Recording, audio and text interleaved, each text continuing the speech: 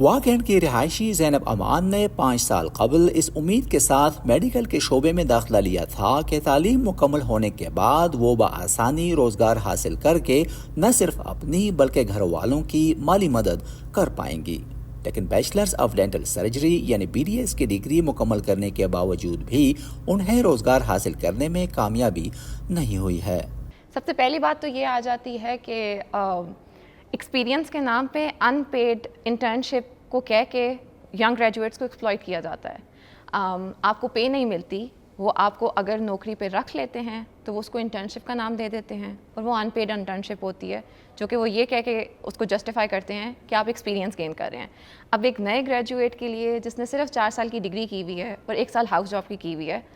اس کے لیے ایکسپیرینس بہت میٹر کرتا ہے، لیکن ایٹ دا سیم ٹائم اس کو اتنا بھی الاؤنس نہ ملے کہ وہ ایٹ لیسٹ اپنے آنے جانے کا خرچہ نکال لے یا اپنے مہینے کا تھوڑا سا خرچہ نکال لے، تو وہ چیز یہ بہت ڈس ہارٹننگ بات ہے، بندہ دل برداشتہ ہو جاتا ہے اس کو دیکھ کے۔ زینب امان کا کہنا ہے سرکاری اور پرائیویٹ اداروں کی جانب سے ڈینٹسٹری کے شعبے میں تسلی بخش جواب نہ ملنے کے بعد اب انہوں نے دیگر شعبوں میں قسمت آزمائی کا فیصلہ کیا ہے۔ ہم نے بڑے شوق سے ڈگریز کی،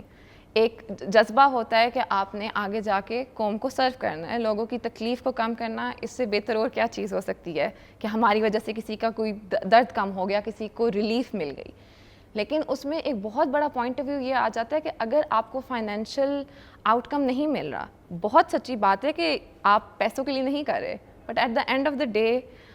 آپ نے زندگی گزارنی ہے۔ 2023 اور 24 کے پاکستان اکنامک سروے کے مطابق 15 سے لے کر 24 سال کی عمر کے پاکستانیوں میں بے روزگاری کی شرح آبادی میں سب سے اونچی ہے۔ اس کا مطلب ہے کہ ہر سال جاب مارکیٹ کا رخ کرنے والے لاکھوں پاکستانیوں کے لیے یا تو روزگار کے کافی مواقع موجود نہیں، یا جو روزگار موجود ہیں نوجوان ان کے لیے ضروری مہارتوں سے لیس نہیں۔ اس کے لیے ملک کے تعلیمی نظام اور اس کے لیے اپنائی جانے والی پالیسیز کو اکثر ذمہ دار ٹھہرایا جاتا ہے، جو نوجوانوں کو 21ویں صدی کی جاب مارکیٹ کے لیے تیار کرنے میں ناکام رہے ہیں۔ ہمارا جو نظام تعلیم ہے خاص طور پہ ہائر ایجوکیشن کا، وہ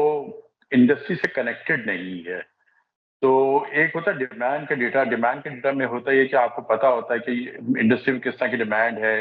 انڈسٹری ڈائریکٹلی انوالو ہوتی ہے یونیورسٹی کے کریکولم میں، اور فیکلٹی جو ہے وہ کچھ پروجیکٹس کر رہی ہوتی ہے انڈسٹری کے ساتھ۔ لیکن انفارچونیٹلی ہمارے یہاں کچھ گلیئرنگ پازیٹیو ایگزامپل ضرور نظر آتی ہیں، لیکن اوور آل کوئی انسٹیٹیوشنل فریم ورک نہیں ہے، نہ HEC کی طرف سے اس طرح کی گائیڈ لائن ہے کہ کس طرح سے انڈسٹری اور HEC ہائر ایجوکیشن انسٹیٹیوشن جو ہیں کنیکٹ ہوں، جس کی وجہ سے ڈیمانڈ اور سپلائی میں گیپ ہے، اور جو ڈیٹا ہے وہ بھی صرف اور صرف سپلائی سائڈ کا زیادہ ہے، ڈیمانڈ سائڈ کا ڈیٹا بالکل ویکیوم ہے۔ Bureau of immigration and overseas employment کے مطابق گزشتہ برس 8.5 لاکھ سے زیادہ پاکستانی بہتر روزگار کی تلاش میں ملک چھوڑ کر بیرونی ممالک گئے، اور اس تعداد میں بالترتیب اضافہ دیکھنے میں آ رہا ہے، مگر زینب امان کا کہنا ہے کہ وہ ملک میں رہنے کو ترجیح دیں گی۔ جو ملک چھوڑ کے جا رہے ہیں انہوں نے بھی بہت مشکل چوائس لی ہے، جو ملک میں رہ رہے ہیں انہوں نے بھی بہت مشکل چوائس لی ہے۔ میں نے